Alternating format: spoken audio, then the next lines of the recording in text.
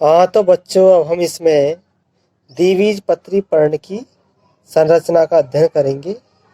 जब पत्ती के फलक की द्विबीजपत्री पर्ण की पृष्ठाधार होती है पर्ण, जब हम फलक की लंबवत काटते हैं तो हमें 3 प्रमुख भाग दिखाई देते हैं: बाह्यत्वचा, पर्णमध्योतक और संवहन तंत्र। बाह्यत्वचा के ऊपर क्यूटिकल का आवरण पाया जाता है और ऊपरी सतह की जो पत्ती की सबसे ऊपरी सतह को अभ्यक्ष बाह्यत्वचा कहते हैं तथा निचली सतह को अपाक्ष बाह्यत्वचा कहते हैं।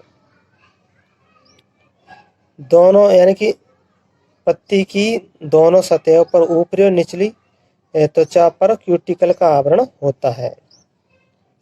निचली बाह्यत्वचा पर ऊपरी सतह की अपेक्षा रंध्र अधिक होते हैं और कभी कभी ऊपरी त्वचा पर रंध्र नहीं भी हो सकते।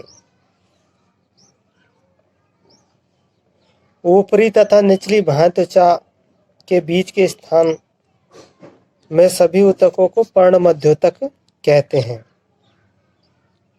पर्णमध्योतक में क्लोरोप्लास्ट होता है और प्रकाश संश्लेषण करता है। पर्णमध्योतक में पेरेन्काइम कोशिकाएं होती है। इसमें पर्णमध्योतक में 2 प्रकार की कोशिकाएं होती हैं: खंभ पेरेन्काइम और स्पंजी पेरेन्काइम।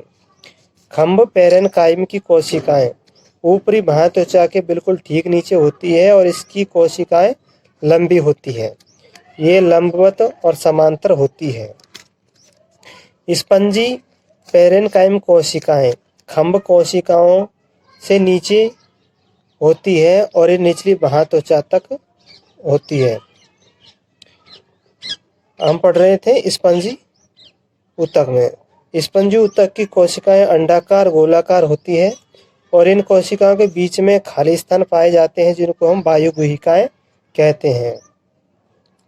संवहन तंत्र में संवहन मंडल होता है और संवहन मंडल का माप शिराओं के माप पर निर्भर करता है। शिराओं की मोटाई द्विबीजपत्री पत्तियों में भिन्न भिन्न होती है। अतः संवहन मंडल और संवहन मंडल संयुक्त और बही फ्लोएमी होता है तथा मध्य आदिदारुक होता है।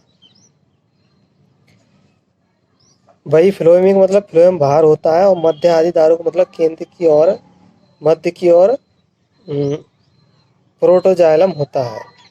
प्रत्येक संवहन मंडल के चारों ओर मोटी भित्ति वाली कोशिकाओं की परत होती है जो सघन होती है। इसे हम बंडल आच्छद कहते हैं और जो कोशिकाओं की परत होती है संवहन पूल के चारों ओर, इसको हम पूल आच्छद भी कहते हैं।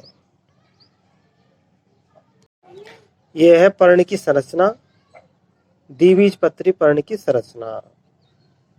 ऊपर क्यूटिकल का आवरण, नीचे क्यूटिकल का आवरण, ये खंभूतक, ये बाह्यत्वचा, खंभूतक, स्पंजी ऊतक और ये संवहन पूल है और संवहन पूल के चारों ओर कोशिकाएं पाई जाती है। ये पूल आच्छद का निर्माण करती है।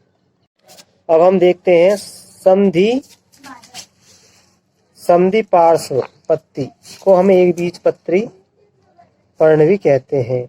एक समृद्धि पार्श्व पत्ती का शारीर पृष्ठधर पत्ती का शारीर से लगभग समान होता है, लेकिन इसमें कुछ भिन्नताएं होती हैं। तो हम अंतर देखेंगे एक बीजपत्री पर्ण और द्विबीजपत्री पर्ण में।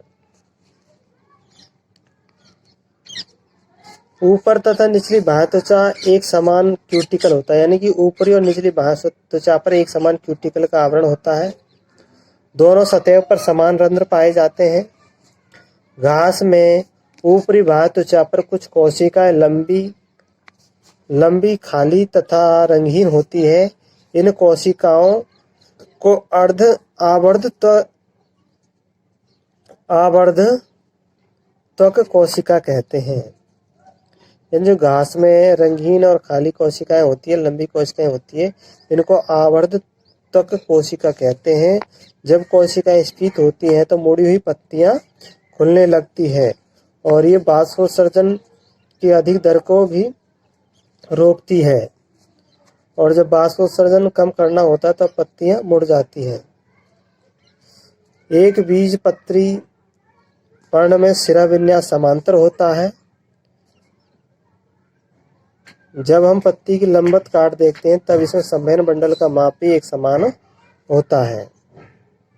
ये एक बीजपत्री पर्ण की अनुप्रस्थ काट है